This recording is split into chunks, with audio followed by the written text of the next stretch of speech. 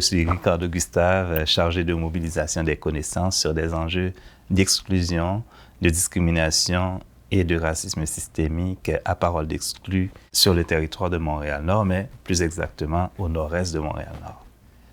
Montréal-Nord, c'est l'un des quartiers les plus défavorisés au Canada même.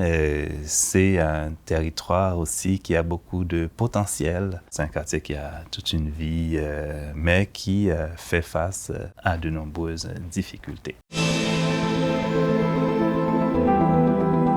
Le projet Former pour l'inclusion est, à mon sens, un projet qui vise à outiller les intervenants et les intervenantes du milieu communautaire dans des quartiers où il y a une diversité ethnoculturelle importante des populations.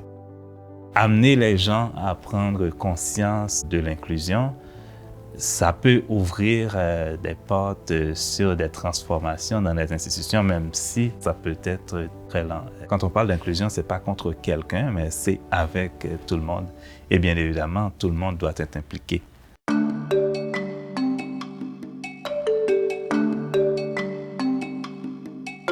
Il y a évidemment plusieurs préalables en approche interculturelle. Mais ce qui m'interpelle surtout, c'est les préjugés, les stéréotypes et la discrimination.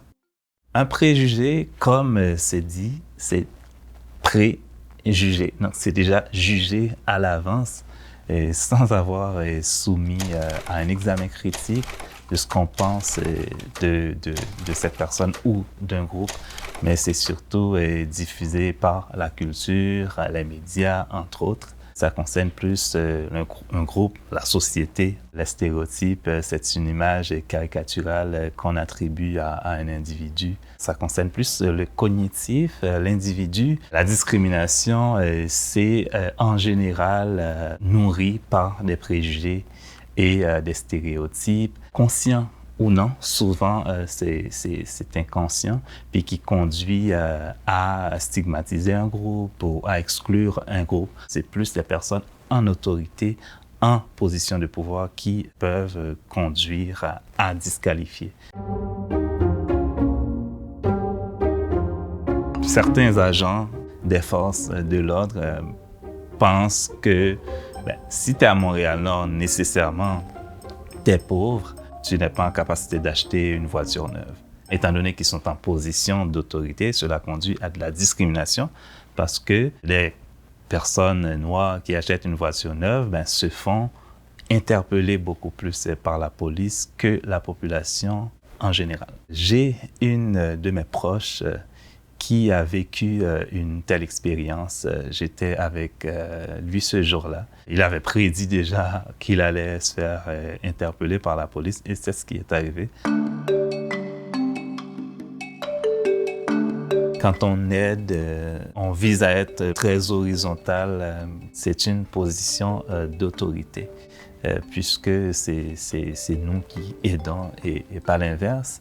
Par exemple, si on prend une mère haïtienne à Montréal-Nord qui fait 3 boulots, c'est évident que cette personne ne va pas nécessairement s'investir dans l'éducation de son enfant. Pas parce que par désintéressement, probablement c'est une mère monoparentale, noire, qui a une job qui ne permet pas de subvenir adéquatement aux besoins de la famille, qui doivent aussi se déplacer très loin, probablement en autobus pour aller travailler.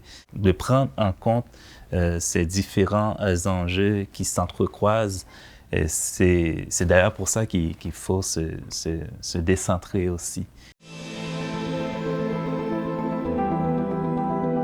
Et la décentration, pour moi, c'est se retourner le miroir vers soi-même et de voir ses valeurs de base, ces zones sensibles et ce qui nous fait en tant qu'humains, étant donné qu'on est tous des porteurs de culture.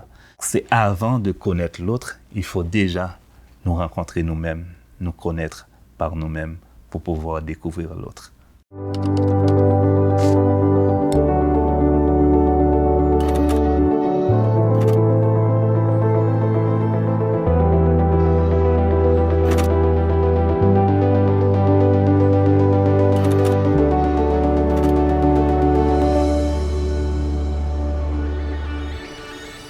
On peut avoir tendance, dans la vision plus classique de l'approche interculturelle, à comprendre cette approche-là en 3 étapes vraiment définies.